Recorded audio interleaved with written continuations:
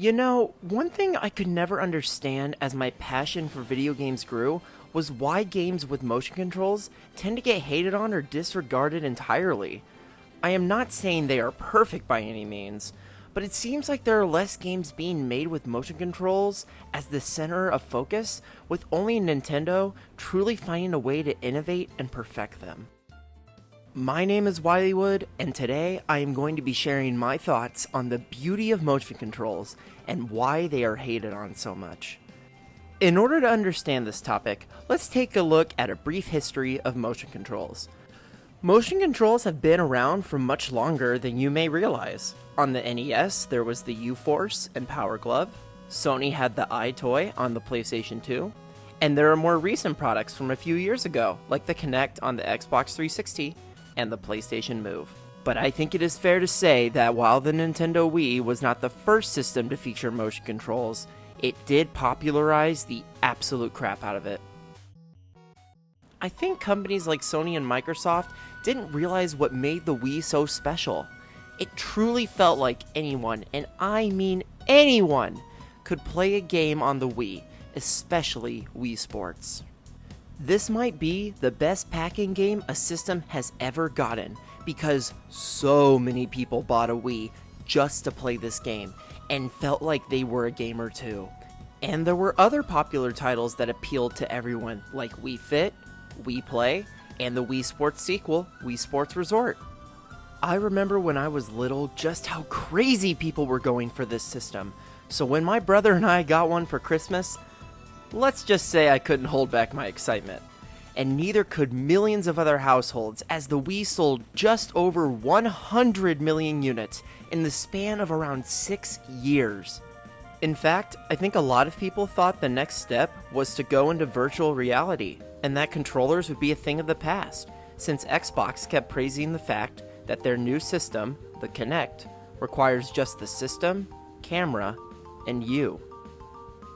This led to the virtual reality wave of systems like the PlayStation VR and Oculus, and we cannot forget some other key innovations along the way, like the Game Boy cartridges with motion controls built into the game, and PlayStation 6-axis for gyro controllers, with lots of other companies using similar technology to this day in things like the DualShocks, Nintendo Pro controllers, and Joy-Cons. But that's the thing, not all games, but a lot of games, have moved past the full motion controllers like the Wii and Kinect in favor of something simple like moving the controller around in a first-person shooter for more accurate aiming. While that's all fine and good, whatever happened to the days when companies outside of Nintendo would try to truly innovate and make a game that could truly immerse you? Well, let's just say that back in 2006, motion controls were not perfect. While it's fair to say that millions of people wanted a system with motion controls, they didn't exactly get what was promised. It's almost like the technology was just off enough to make a lot of people angry, or more often, disappointed with their purchase. Non-responsive controls, faulty hardware, and broken televisions were frequent problems during these years. Plus, for the casual gamers who bought these systems, they did enjoy what they played, but would forget about it a year later. So what was Nintendo going to do to innovate motion controls into their next generation console? Yeah, the Wii U did not light the world on fire like the Wii did, and a lot of people thought, I already have a Wii, so why do I need a Wii U? Even though the Wii U was a different system, it was a different type of system. And I think one of the many major problems of that was while the Wii U did use the Wii remotes in a lot of its games, they weren't the same as previous games because Nintendo during this generation focused a lot of its software around the gamepad and not the Wiimotes. Which is why I never understood why they called it the Wii U, because everyone associates the Wii with the Wiimotes, not the gamepad. Which means they should have named the Wii U something different, so that way they could show just how innovative the gamepad could truly be. There are exceptions, because Nintendo did publish some good motion-controlled based games, like Wii Sports Club, the Mario and Sonic titles, and a few others, but it just wasn't the same. Plus, Nintendo's marketing made it seem like the games on their system were made just for younger kids, which I do have problems with. So many people from a wide range of ages buy Nintendo consoles because the games Nintendo make truly appeal to everyone.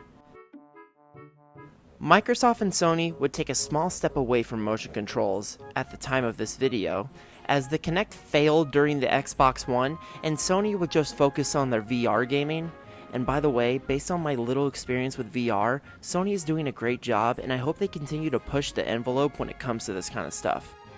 Lately, we have seen a rise in motion-controlled gaming, with things like Nintendo Switch Sports making a comeback, which is a joy for me to see as someone whose first ever video game they played was Wii Sports.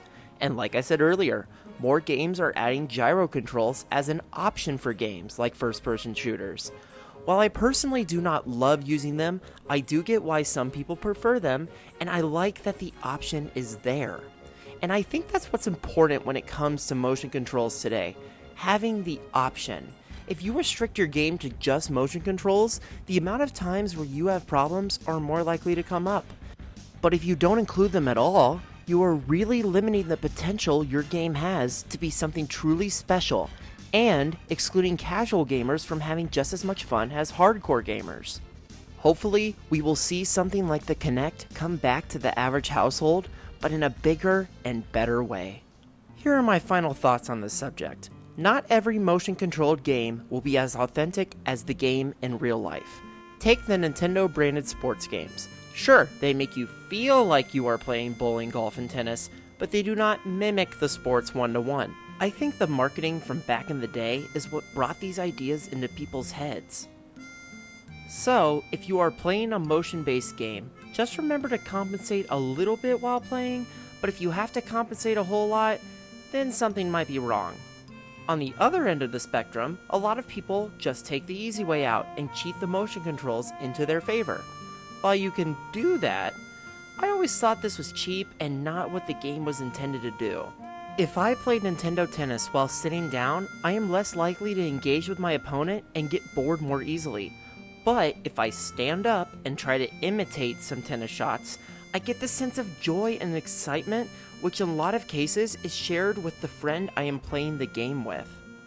Another thing I want to share is motion-based gaming has really brought a lot of people together. A major reason of this is the simplicity, family-friendly, yet competitive nature of a lot of these games.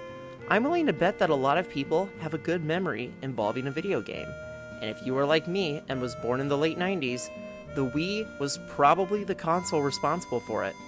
My hope is that Nintendo and other companies will continue to think outside of the controller and expand what is possible with the world of video games. Thank you so much for watching, and let me know what you thought of this video, whether it's things that you liked or what I can improve on. As always, if you're having trouble today, remember to love, breathe, and game.